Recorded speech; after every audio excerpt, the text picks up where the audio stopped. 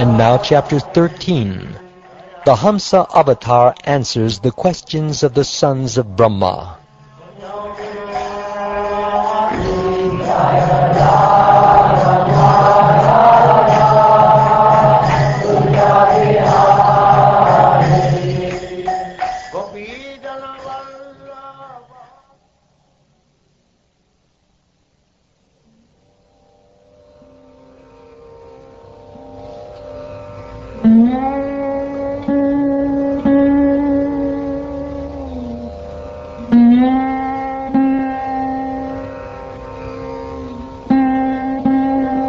The Supreme Personality of Godhead said, "The three modes of material nature, namely goodness, passion, and ignorance, pertain to material intelligence and not to the spirit soul. By development of material goodness, one can conquer the modes of passion and ignorance, and by cultivation of transcendental goodness, one may free oneself even from material goodness.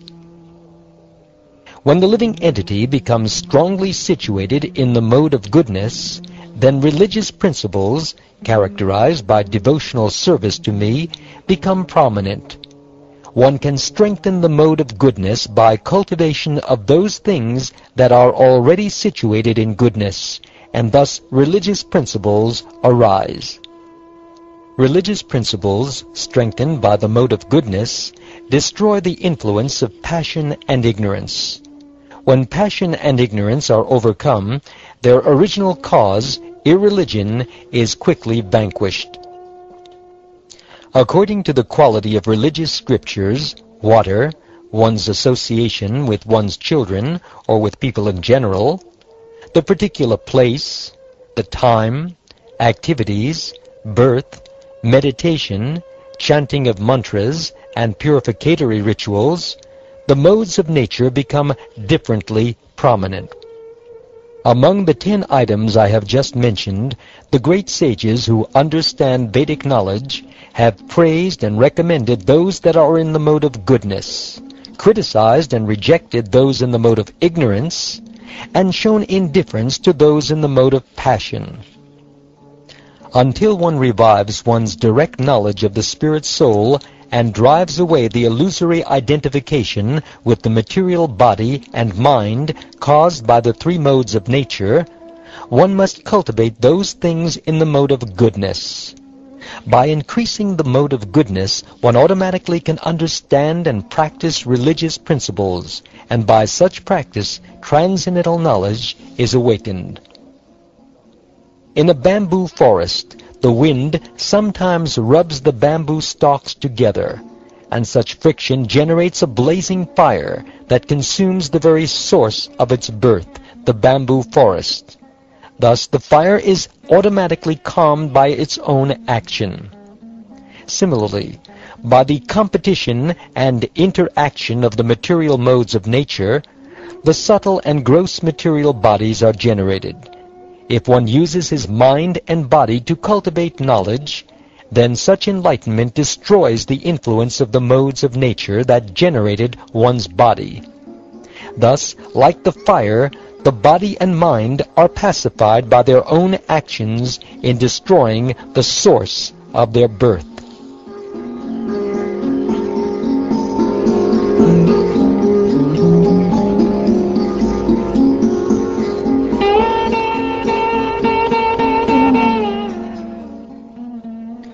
My dear Krishna, generally human beings know that material life brings great future unhappiness, and still they try to enjoy material life. My dear Lord, how can one in knowledge act just like a dog, an ass, or a goat? My dear Uddhava, a person bereft of intelligence first falsely identifies himself with the material body and mind, And when such false knowledge arises within one's consciousness, material passion, the cause of great suffering, pervades the mind, which by nature is situated in goodness. Then the mind, contaminated by passion, becomes absorbed in making and changing many plans for material advancement. Thus, by constantly thinking of the modes of material nature, a foolish person is afflicted with unbearable material desires. One who does not control the material senses comes under the control of material desires, and is thus bewildered by the strong waves of the mode of passion. Such a person executes material activities, although clearly seeing that the result will be future unhappiness. Although the intelligence of a learned person may be bewildered by the modes of passion and ignorance, he should again carefully bring the mind under control. By clearly seeing the contamination of the modes of nature, he does not become attached. A person should be attentive and grave, and never lazy or morose. Mastering the yoga procedures of breathing and sitting properly, one should practice placing the mind in me at dawn, noon, and sunset, and thus gradually the mind should be completely absorbed in me. The actual yoga system, as taught by my devotees, headed by Sanaka Kumara, is simply this. Having withdrawn the mind from all other objects, one should directly and appropriately absorb it in me.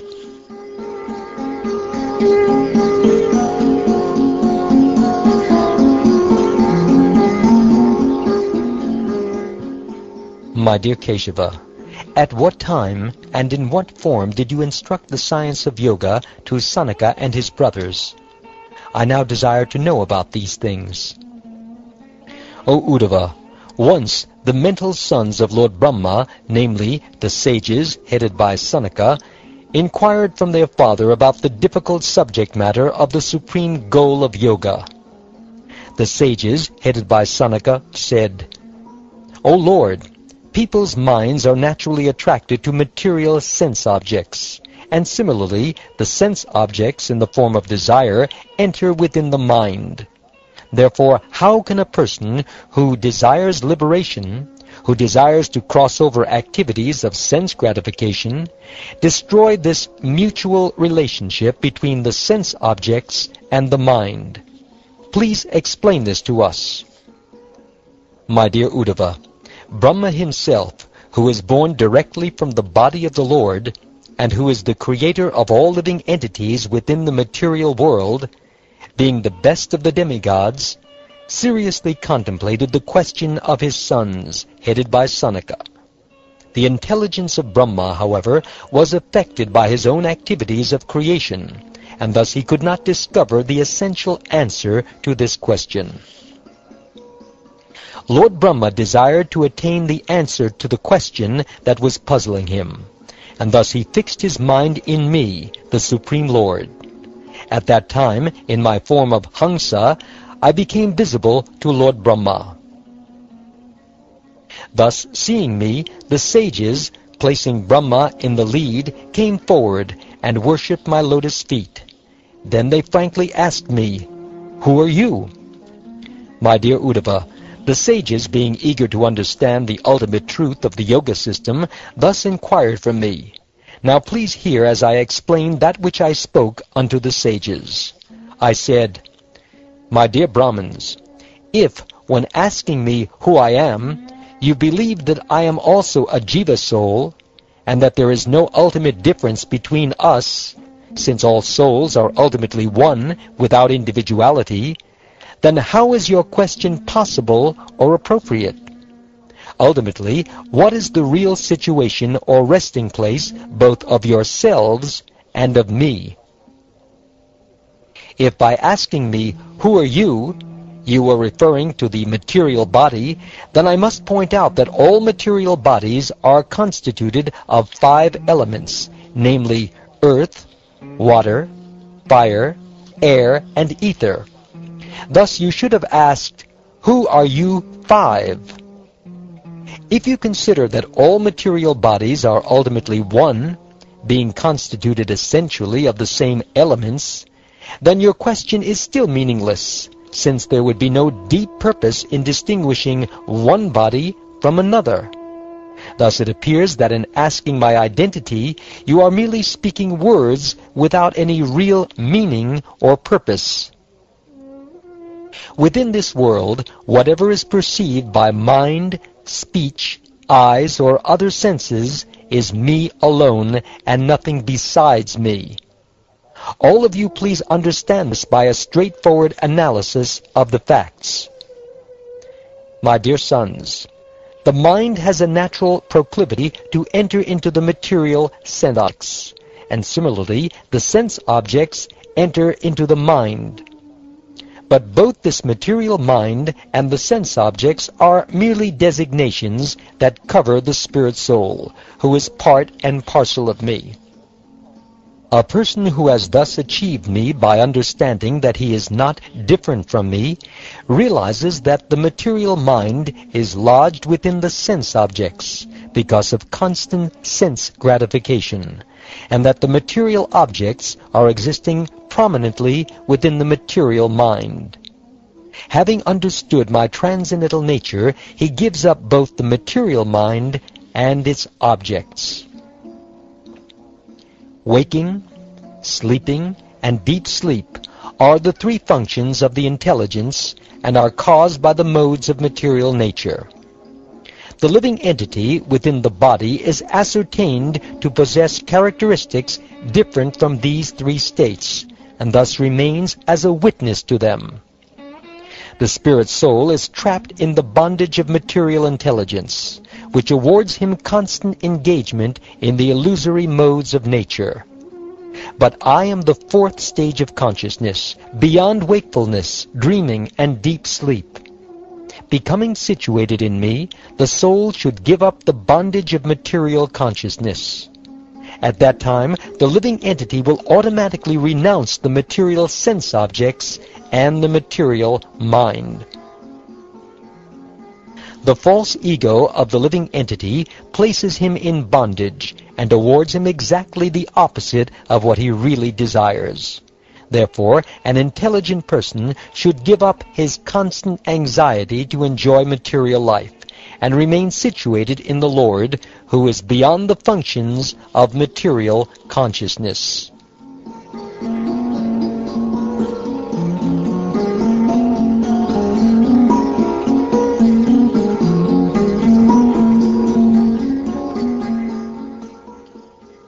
According to my instructions, one should fix the mind in me alone.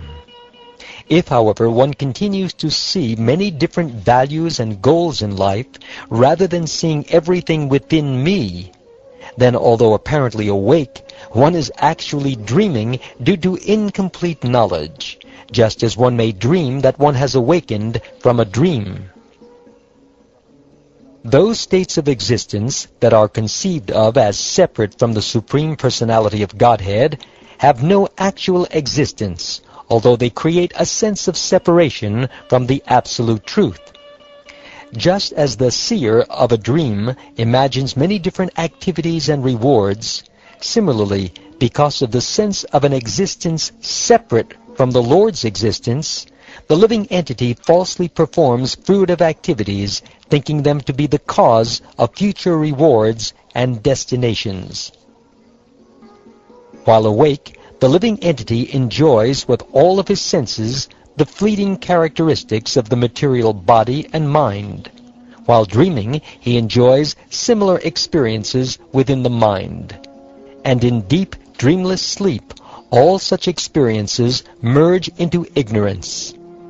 By remembering and contemplating the succession of wakefulness, dreaming, and deep sleep, the living entity can understand that he is one throughout the three stages of consciousness and is transcendental. Thus he becomes the Lord of the senses.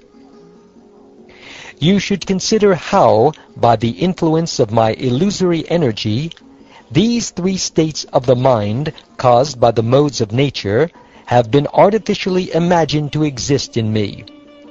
Having definitely ascertained the truth of the soul, you should utilize the sharpened sword of knowledge acquired by logical reflection and from the instructions of sages and Vedic literatures to completely cut off the false ego, which is the breeding ground of all doubts. All of you should then worship me who am situated within the heart.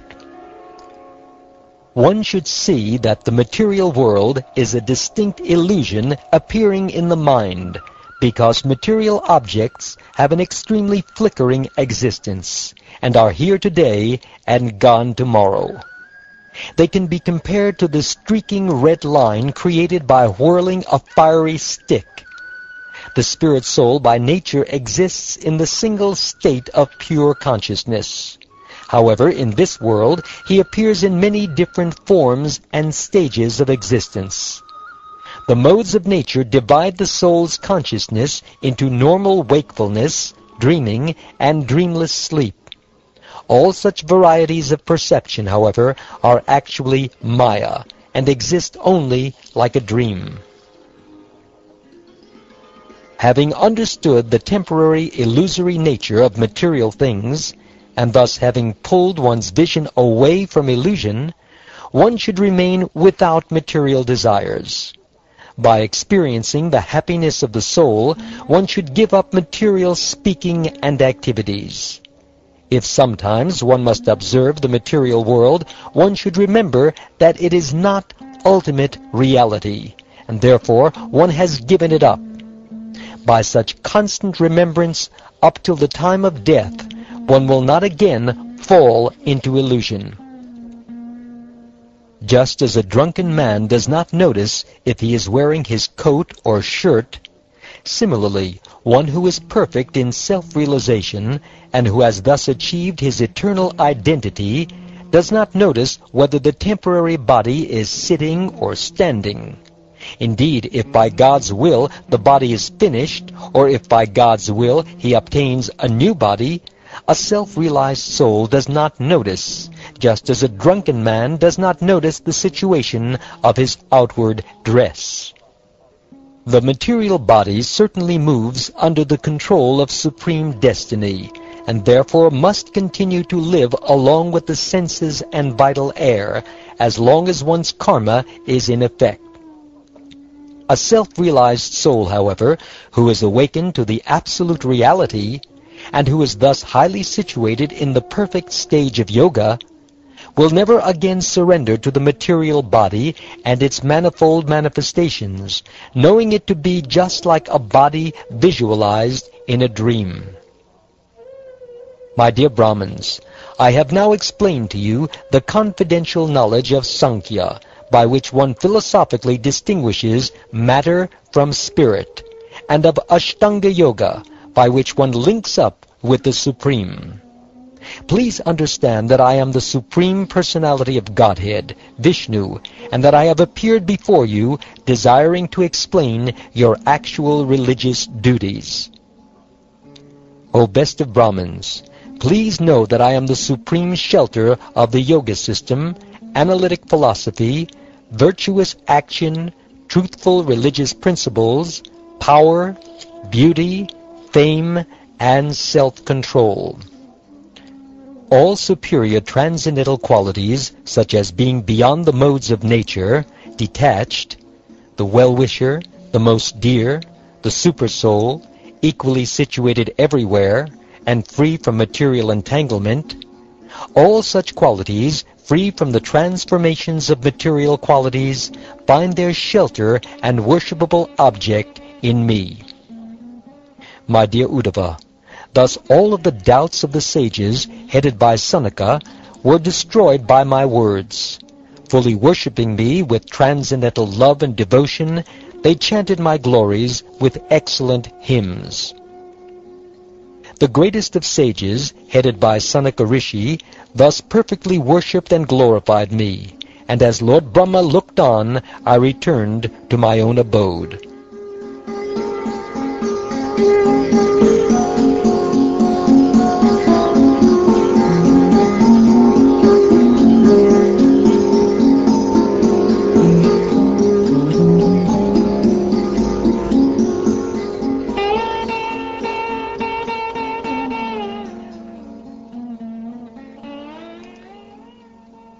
Thus ends the 13th chapter of the 11th canto of the Srimad Bhagavatam, entitled The Hamsa-avatara Answers the Questions of the Sons of Brahma.